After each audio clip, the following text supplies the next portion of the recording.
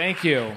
Well, tonight I'm going to hopefully give you some inspiration about how you can plan your next party to maybe be a little different than the last one. So I really enjoy parties. I love having people over to the house. And part of what I really like is part of it's catching up with people, but part of it is also doing activities with people. And I love parties that involve and have you do things like play music or play games. The problem I have is that my schedule is pretty busy. I'm sure yours is too. And frankly, I just can't remember to schedule the parties. I want to have them, but the calendar just kind of whizzes by throughout the year. So when I started thinking about this, I thought, well, a really good model for how to remember a party is birthdays and holidays, because they come at the same time every year. The calendar nags you to have it. And there's activities built in, so you got a party with that where you're actually doing something. So my idea was to try to grow something and have that thing that grows every year tell me to have a party, and then take the stuff that it grew and make something out of it with my friends, and there I'd have the activity. So, and the idea is then to try to get this party into the fabric of your year so that it's like all other holidays and birthdays, that this party just comes up, nags you to have it each year. So in my case, as you heard, I've been growing olives and making olive oil. And there's nothing special about what I'm doing here. I think olive oil is kind of magical, so it was of interest to me. But you could grow all kinds of things. The trick is to grow something that's going to come back year after year.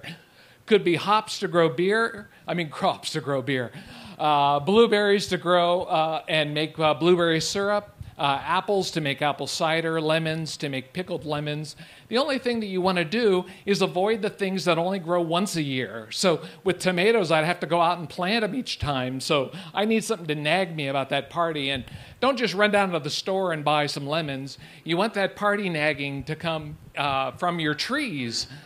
So the first thing to do is to plant something. So you can plant something on your back 40. So this is an aerial view of my olive orchard, but you can just grow plants on your back porch. It doesn't really matter, just so long as you make room for the party. And then you have to decide when you're going to have the first party. Now some of these plants you're going to get benefit from the first year, something like strawberries.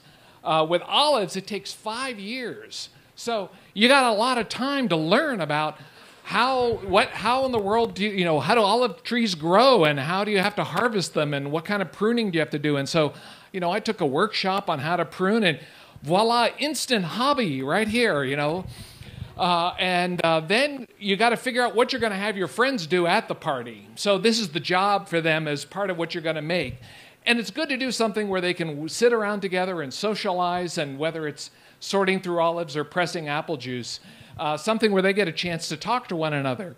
Then you got to plan the rest of the party. And for me, I wanted to have people eating outdoors. And I had this vision from reading too many Bon Appetit magazines and all those beautiful people sitting out eating impossibly delicious meals. And then you got to invite them. So when you invite people, make sure that they've got appropriate clothes and boots, because they may not have any idea what in the world you're supposed to do when you pick olives. Do they have to bring their ladders? Do they have to bring their tools? So give them some information on the invite. And then have your party and have fun and, enjoy the day. And this is a great party to invite people that don't know each other, because they instantly have something in common with one another. And then after you have the party, then share what you make with all of them. And they will take that, whatever, in my case, it's the little bottle of olive oil back, and they'll share it with all their friends and remind themselves of that party, and sort of cements the deal and makes that annual event even more special. And then have it every year.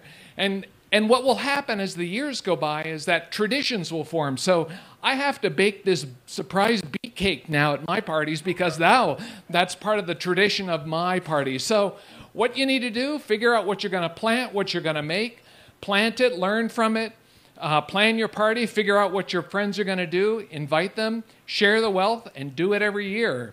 And if you do that and plant something and you got your first party coming, send me an invitation.